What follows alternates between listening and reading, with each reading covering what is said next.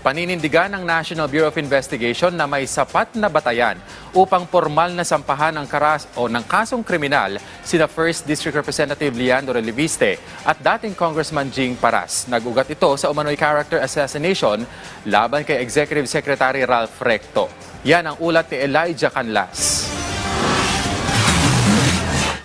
Nilinaw ni National Bureau of Investigation Director Melvin Matibag na nagkaroon ng mix-up sa mga unang ulat matapos niyang ipaliwanag na ang 5 kababaihang nasagip sa isang entrapment operation ay bahagi ng hiwalay na investigasyon sa human trafficking at hindi inilaan bilang honey trap laban kay Executive Secretary Ralph Recto.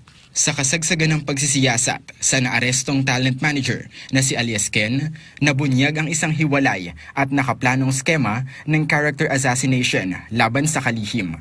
Sangkot sa usapin si Batangas 1st District Representative Leandro Reviste matapos siyang ituro ng suspect bilang di umano'y financer ng nakaplanong kontrobersya laban kay Recto. Habang si dating Congressman Jing Paras naman umano ang nag-organisa ng mga pagpupulong upang bumuo ng gawa-gawang affidavit mula sa mga kababaihan. Ang plano po ganito, gagawa ng istorya si E.S. Ralph Recto na yung istoryang gagawin, mag-a-affidavit, 4 na babae, gagawa ng affidavit at magpa-file sila ng complaint sa piskalya at pagkatapos mag-file, ipipress con.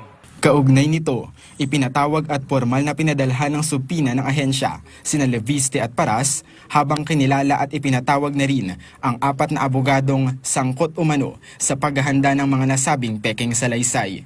Sa kabila ng ibinigay na pagkakataon ng NBI upang opisyal na maihain ang kanilang depensa, hindi dumalo ang 2 mambabatas sa nakatakdang pagharap sa ahensya. Gayunpaman, binigyang diin ni Matibag na sapat ang hawak nilang batayan laban sa mga sangkot.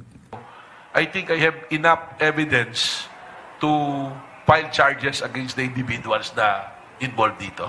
Nananatili rin ang paninindigan ng ahensya na may sapat na batayan upang formal na magsampa ng mga kasong kriminal tulad ng perjury at obstruction of justice laban sa mga dawit na personalidad.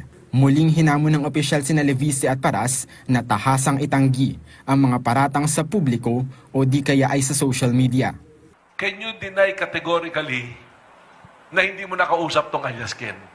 At wala kayong planong gawin ganon? Yun lang yung tanong ko, kahit di na siya dumalo.